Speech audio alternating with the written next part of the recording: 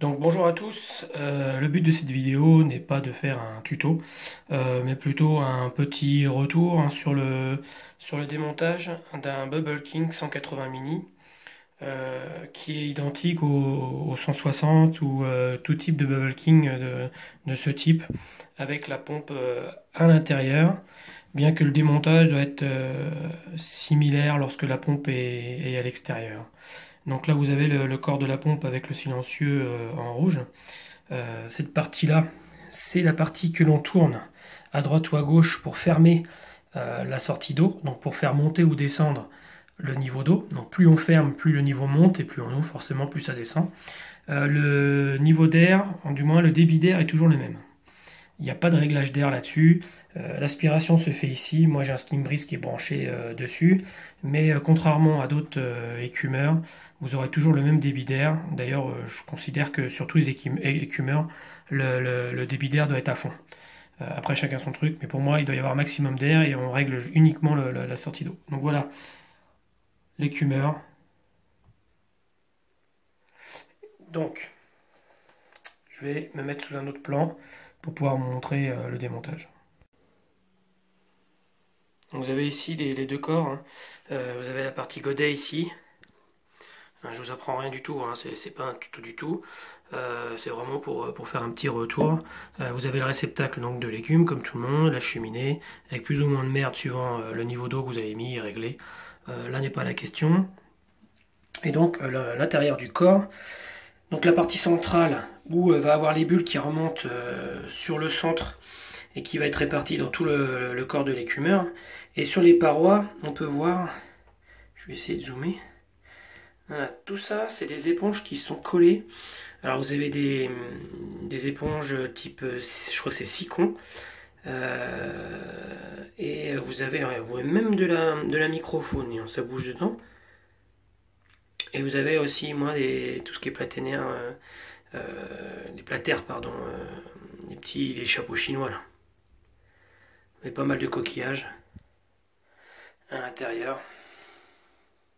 Donc tout ça va falloir nettoyer à fond, enlever la merde. Et donc forcément, tout ce qui est à l'intérieur du corps, là, aussi le rotor qu'il va falloir bien nettoyer, je pense qu'il va être dégueulasse. Et donc la partie aspiration. Ici, avec le corps, que vous réglez le débit d'eau. Plus vous fermez, plus le niveau d'eau monte, et plus vous ouvrez, plus ça descend, avec l'aspiration d'air ici, comme tous les écumeurs et surtout Bubble King. Donc là, pour le 180 mini, la pompe est à l'intérieur. Donc, en premier lieu, ce qu'il faut faire, c'est essayer de séparer un maximum de pièces avant d'enlever la pompe. Donc, déjà, il y a cette partie-là qu'on peut enlever. On débranche l'aspiration de l'air. Et ça se tourne. Et on le retire. Alors c'est vrai que des fois avec le calcaire, ça a du mal, mais là ça va assez vite. Donc vous avez la buse d'aspiration ici. Et donc l'aspiration d'air, l'air arrive ici, sort par le trou qui est sur le côté et vient se mélanger à l'eau. Pour ensuite arriver sur le rotor que vous pouvez voir ici, le rotor à picot. Voilà. Qui n'est pas trop encrassé. Ça va. Donc ensuite, ce qu'on va faire, on va démonter la grille de répartition d'air ici. Hein, vous avez une vis ici qu'il va falloir démonter. Alors c'est pas évident avec que je filme en même temps. Avec un trépied, on va essayer de pas trop bouger. Logiquement ça se fait à la verticale. Hein, on démonte cette partie-là, on la met de côté. Voilà, vous avez un cerclage ici. Vous allez démonter. Et donc ensuite, soit vous arrivez à enlever cette partie-là maintenant, ce qui n'est pas le cas. Logiquement, ça peut s'enlever. Ça glisse un peu. J'ai besoin de mes deux mains.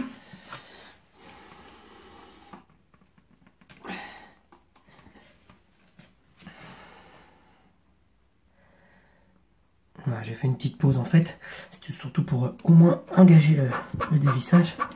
Vous allez dévisser cette partie là où sort l'eau et l'air. Donc vous enlevez la goupille, vous enlèverez la partie plate qui évite en fait d'avoir un maximum d'eau qui retombe par le bas du moteur et que ça rejette en fait énormément d'air dans l'eau. Donc c'est un anti-retour. Donc à partir du moment où vous avez la pompe qui est libérée, comme ça vous allez pouvoir la démonter par le dessous. Tout simplement grâce à ces vis, ces deux petites vis qui sont là, qui retiennent la pompe par le dessous. Donc voilà, je me suis mis un tournevis plat. Donc vous allez dévisser. Donc c'est des vis inoxydables, hein. Comme vous voyez, il n'y a pas du tout de rouille dessus. Donc vous allez enlever ces deux vis qui font que la pompe tient dans le fond de l'écumeur.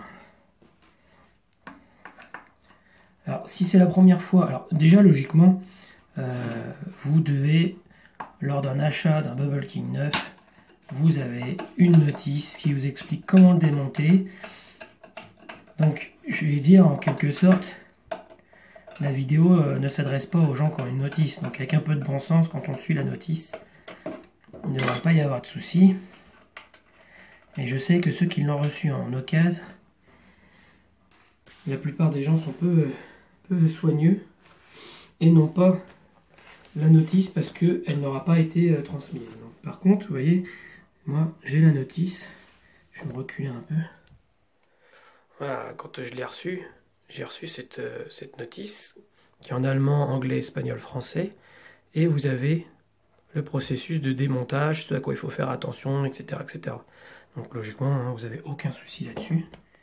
Si jamais vous suivez la notice. Et vous verrez après, je vous montrerai, on ne plonge pas l'écumeur n'importe comment dans la décompte quand elle est en eau. Donc là j'ai enlevé les deux vis. On va relever. Voilà. Et ce qu'on va faire, on va retirer la pompe. Hop. Vous allez avoir la prise. Donc la prise est par en dessous. Le fil, il faut venir le tirer gentiment. Alors, logiquement c'est beaucoup plus facile, mais là vu que je suis dans un endroit assez restreint, là pour pas en foutre partout et éviter que maman gueule, voilà. Comme vous voyez, par en dessous, la prise, elle se faufile. Donc évitez de laisser la prise dans l'eau, hein. Laissez-la à l'extérieur. Voilà. Donc à partir de ce moment-là, eh ben, le corps est vide. Donc vous voyez, il est un peu dégueu. Mais pas tant que ça. Donc vous allez mettre ça à part. Et vous allez avoir la pompe complètement libre. Et une fois que le corps de l'écumeur sera bien nettoyé, ben c'est surtout ça en fait qu'il va falloir démonter correctement pour pouvoir nettoyer à l'intérieur. Voilà. Et donc en fait, vous avez encore 3 vis ici qu'il va falloir démonter. Voilà, donc je vais vous passer ce moment-là, ça ira plus vite. Donc voilà, j'ai enlevé les 3 vis. Lorsque c'est votre premier démontage, n'hésitez pas à prendre des photos au fur et à mesure, de bien répartir les vis, etc. etc. Comme en mécanique, hein, on prend des photos quand on n'est pas vraiment sûr.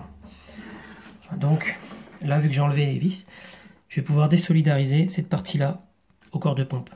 Donc forcément, vous allez débrancher un tuyau. Voilà, le tuyau en fait qui est le retour d'air. C'est pour éviter d'avoir les pressions à l'intérieur. Ça fait un retour d'eau, pardon, ici. Hop, et après, voilà, on enlève les deux. Donc là, cette partie-là, forcément, comme toutes les autres parties, il va falloir la nettoyer. Un peu retracé, et vous avez ici votre pompe.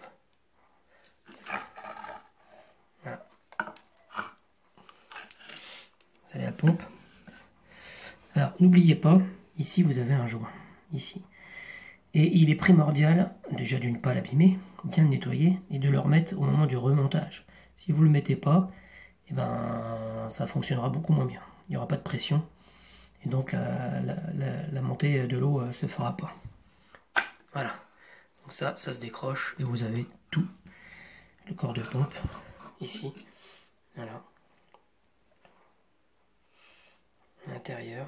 C'est pas trop dégueu, hein. Il n'y a rien qui empêche de circuler, mais bon, il faut le faire au moins tous les 6 mois minimum.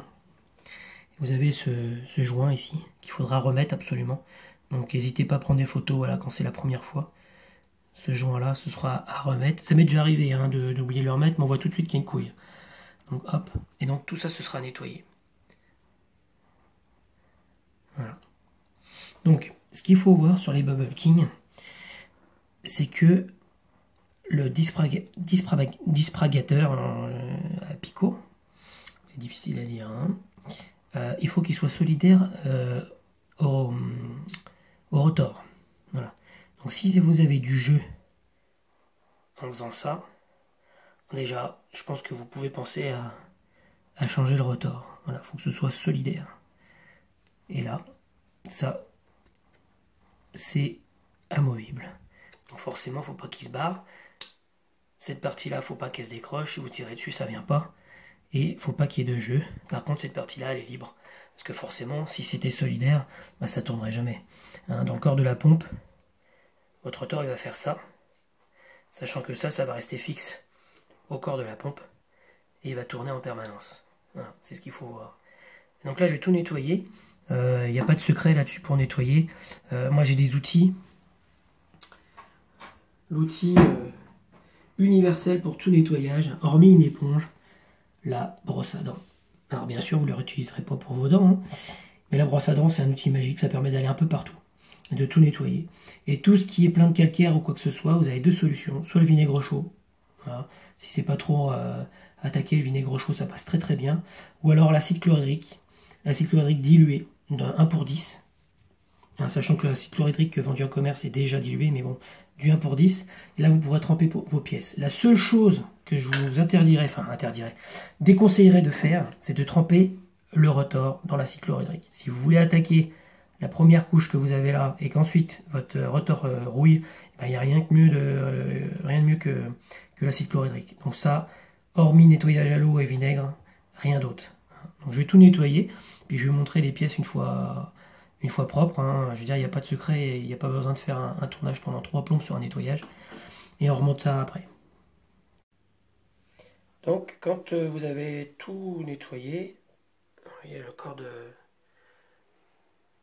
l'écumeur, il est propre. Alors, le but n'étant pas de faire un concours de beauté. Ce qui est très important, surtout, quand on nettoie un écumeur, c'est nettoyer les passages d'eau pour éviter qu'ils soient encrassés, encombrés par un escargot ou quoi aux caisses, et les aspirations d'air. Donc, quand vous avez votre tuyau ici, le but c'est de regarder à ce niveau-là s'il n'y a pas du calcaire ou du sel qui s'est amassé. Voilà, même sur la partie haute. Donc, ce que je fais, je passe de l'eau chaude dedans, un goupillon, et je souffle dedans pour enlever un maximum d'eau.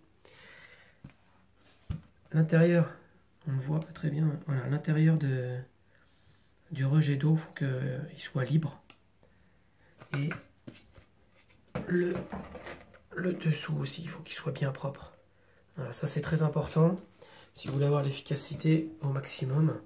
Bien sûr, le rotor et les picots bien propres. J'ai remis le joint avec pour pas l'oublier.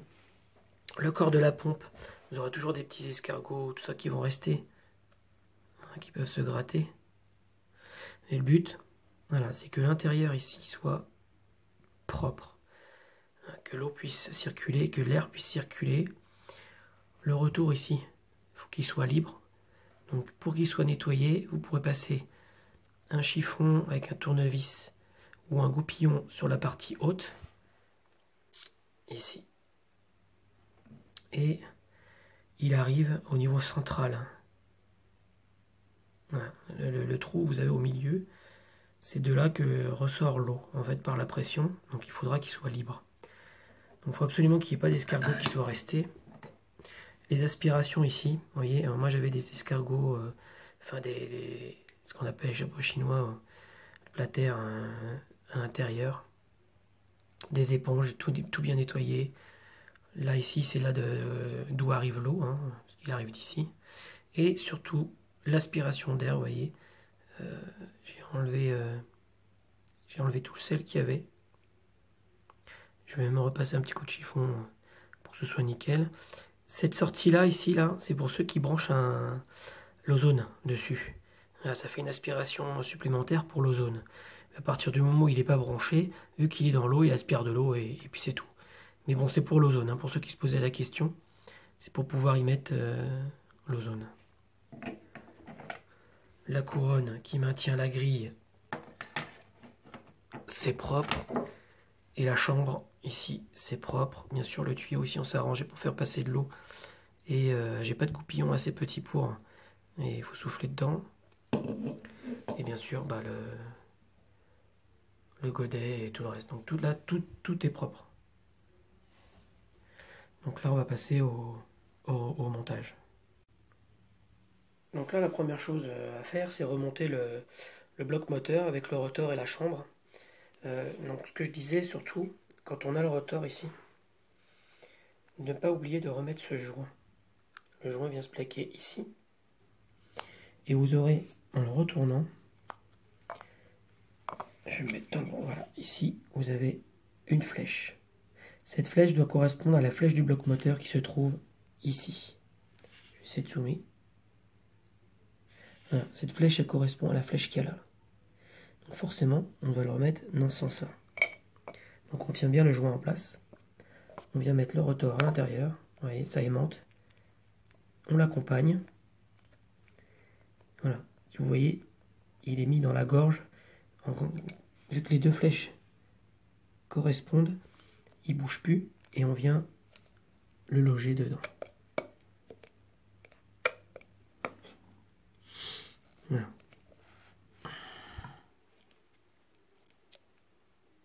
Donc là, il est bloqué.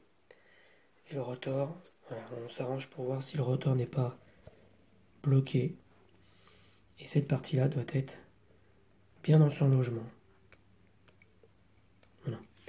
Et ensuite, on va venir remettre la chambre. Donc, la chambre, voilà, avec la partie rejet ici vers le haut. On va le remettre en face, sans forcer.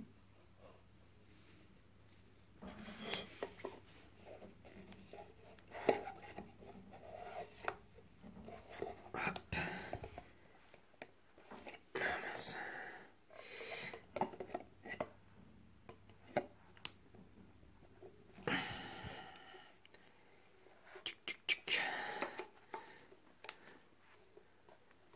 Je suis pas en face.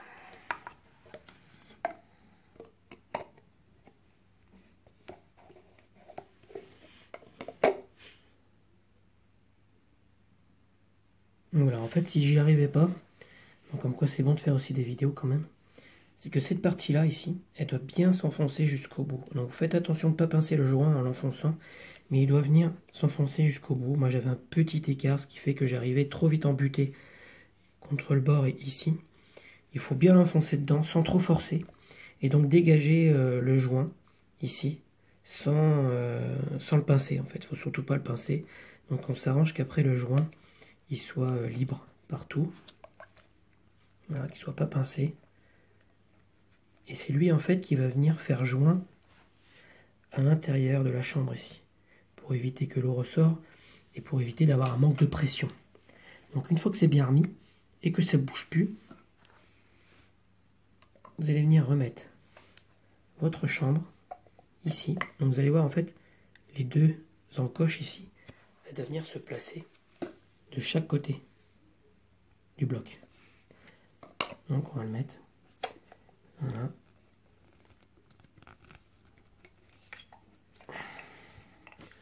Alors c'est vrai que comme mon joint il est sec, on va venir le mouiller. Voilà.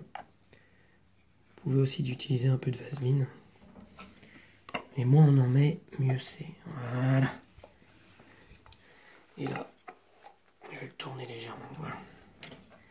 Donc, comme je vous disais, les encoches ici vont venir directement là, de chaque côté. Et ce qu'il faut, en fait, c'est qu'ici, il n'y a pas du tout d'espace.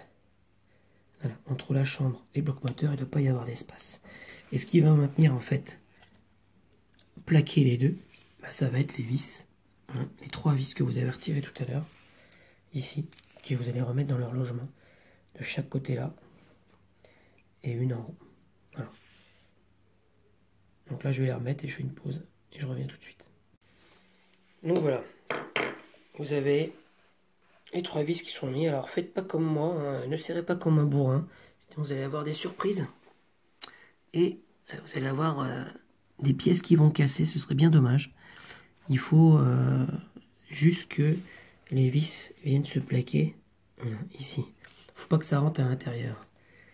Comme vous voyez, en fait, j'ai serré une fois trop fort et vous avez le plastique qui s'écarte ici. Il ne faut surtout pas. Voilà, il faut faire attention de façon à ce que le bloc soit solidaire. Donc une fois qu'on a fait ça, on va remettre notre pompe à l'intérieur. Et donc la première chose qu'on va faire, c'est passer la prise. Donc la prise, ici, on va venir la faire passer dans le trou. Voilà, tout simplement. Et on va tirer. On fait passer tout le câble. Et on va venir, on va venir ramener la pompe à l'intérieur. Désolé si c'est mal cadré. Voilà, on s'arrange. Petite chose que j'ai oublié, oui, pardon. Le tuyau que vous avez là, le rejet, bien sûr, vous allez le reconnecter sur la partie arrière. Voilà. Si c'est pas connecté, le retour d'eau ne se fait pas. Voilà. Donc là, après, on va le mettre à l'intérieur. On l'accompagne jusqu'en bas, on ne le fait pas tomber. Voilà. Donc là, ce qu'il faut, c'est que la pompe, elle soit en face du trou, là. Tout simplement. Donc une petite chose à faire, le top, c'est de remettre cette pièce-là tout de suite en place pour être sûr que la pompe soit bien centrée. Donc on va la remettre. Ça se remet tout simplement, il n'y a pas de vis, on va juste tourner. Voilà, c'est dedans. Voilà. L'aspiration d'air, je la mets au plus haut, ici. Voilà. Et donc ce qui fait comme ça, c'est centré. Et vous pouvez retourner le socle pour pouvoir y mettre les 2 autres vis que vous aurez enlevées, qui sont là. Vous allez les remettre derrière et vous revissez. Donc je reviens tout de suite. Donc voilà, j'ai remis les 2 vis ici. Alors faites attention, surtout séparez bien les lots de vis. Vous en avez 2 là et 3 pour le corps de pompe. Vous verrez que celles-ci, celles qu'il y a en bas, sont plus courtes que celles du corps de pompe. Donc surtout, vous ne trompez pas, séparez-les bien. Et une fois que vous avez remonté et bien fixé la pompe, vous allez pouvoir fixer les parties qu'il y a à l'intérieur. Donc je vais essayer de filmer sans flash pour pouvoir vous montrer. Donc voilà, là il n'y a pas de flash, on voit bien. Donc, les choses à mettre en premier. Vous allez avoir la coupelle ici d'anti-retour. Et vous allez avoir, si je le retrouve,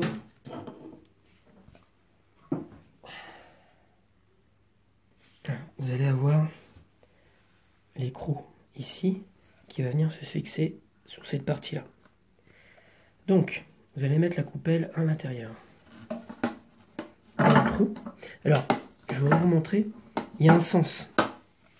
N'oubliez pas que cette partie-là, où il y a le rebord, là, doit être sur le dessus. Ici, parce qu'on va venir y faire reposer la coupelle. Donc, on le place à l'intérieur. Hop, on va y mettre l'écrou.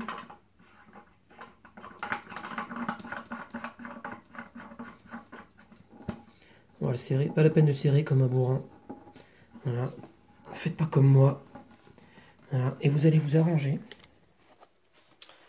pour que sur la partie du dessus comme ça, elle soit bien centrée. Donc on regarde bien de façon à ce qu'il y ait le même espace de tous les côtés. Là par exemple, hop, je l'ai décalé un peu. Vous allez passer votre doigt tout autour, de façon à avoir le même espace partout. Voilà, essayez d'être le plus centré possible. Voilà. Ça c'est bon. Tac. Ici c'est bon. Une fois, je me remets dans le bon sens. Vous allez, voilà, vous allez remettre. J'ai eu une petite coupure parce que j'ai plus assez de place sur le portable. Donc vous allez remettre la coupelle à l'intérieur de façon à la placer et la caler dans les gorges. Voilà. Comme ça bouge plus. Par-dessus, vous allez y remettre, excusez-moi, la partie trouée. Là. Et bien sûr, vous allez respecter aussi les gorges. Donc les parties coniques, elles doivent être en dessous, vu que la gorge, ici, va venir sur la coupelle. Vous avez ça, donc vous allez le retourner, et vous allez avoir la partie plate sur le dessus. Vous allez la placer dessus, de façon à ce que ça ne bouge plus. Là, elle est bien centrée. Donc une fois que vous avez fait ça, vous allez vous arranger pour mettre la partie pleine. Vous voyez, il y a une partie pleine ici, sans trou. Elle doit se trouver au-dessus de la sortie d'eau. Donc vous allez vous arranger. Alors, hop, vous allez vous arranger pour être juste au-dessus. Voilà. Une fois que vous avez fait ça,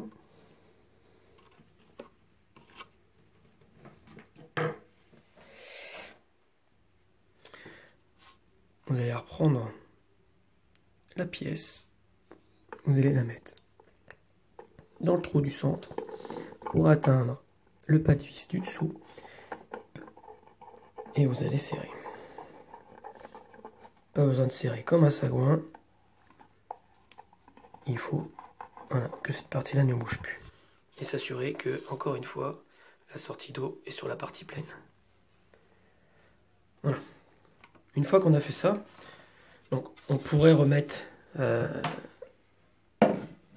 le godet ici, mais comme vous avez pu le remarquer, le silencieux n'y est plus. Donc on va mettre ça à part. Et en fait, je vais vous montrer. Donc petite astuce pour, technique pour démonter le silencieux et le nettoyer à l'intérieur. Ici, c'est la partie du dessous, hein, elle est comme ça. Vous allez mettre un tournevis long par l'orifice et vous allez pousser d'un coup avec le tournevis. Voilà. Et là, ça se démonte. Donc voilà comment ça se trouve. Et voilà l'intérieur. Vous avez un tuyau ici qui correspond à la sortie. Là, en fait, c'est la sortie. Hein. Et aussi, vous avez l'entrée. Donc en clair, dans la chambre, si on met les deux choses l'une à côté de l'autre, en sachant que c'est à l'intérieur, l'air va rentrer par cet orifice, va sortir par le bas, va remonter dans la chambre et ressortir par là. Voilà. Donc cette mousse-là, il faut s'arranger qu'elle soit propre. Donc là, je vais devoir la nettoyer. Elle est pleine de poussière, un peu de sel. Je vous déconseille, sauf si vous en avez une de rechange, mais de le passer sous l'eau, sinon elle va être gorgée d'eau. Ou alors, pendant un temps, vous n'aurez plus de silencieux. Certains rajoutent de la ouate, un petit peu sur les côtés, pour calfeutrer en fait les tuyaux, mais il n'y a pas énormément de place. Donc vous allez dépoussiérer en fait l'intérieur de la mousse, pour pouvoir ensuite la remettre. Donc, vous pouvez voir aussi que la chambre, elle est dégueulasse. Alors en soi, ça ne gêne pas grand chose.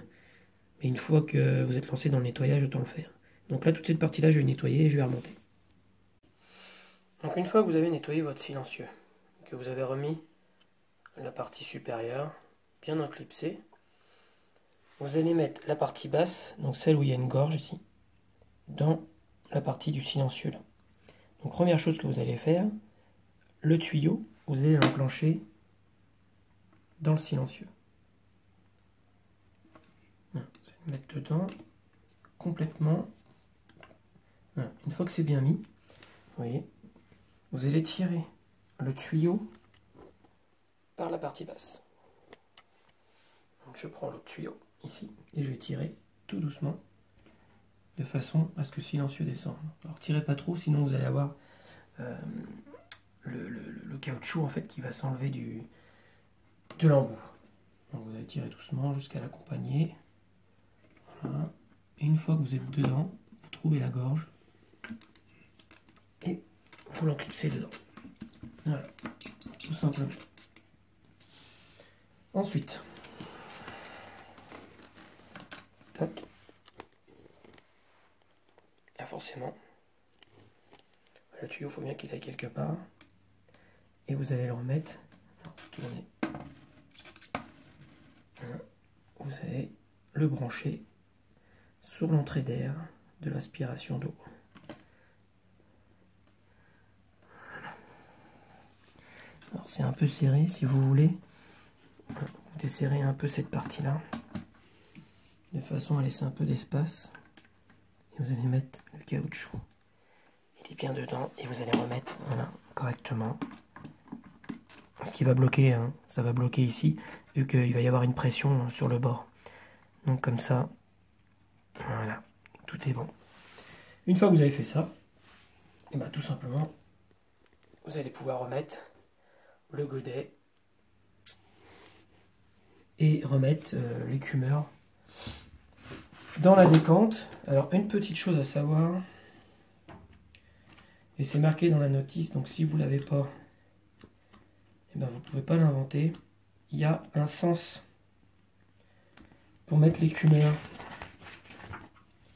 dans la décante. Donc je sais pas, je vais porter. Voilà.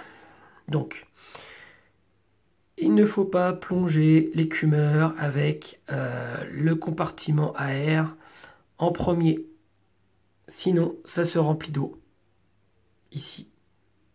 Donc surtout vérifiez de ne pas avoir d'eau dans le silencieux, dans le tuyau d'aspiration d'air. Vous allez plonger en premier, incliné à l'inverse. Et une fois qu'il s'est rempli d'eau, vous allez pouvoir le remettre à la verticale complètement. Donc voilà, donc là moi je vais le remettre en place. Comme je ne peux pas tenir la caméra en même temps, bah, je vais le faire sans filmer et je vous montrerai une fois en place. Hop, tout beau tout propre.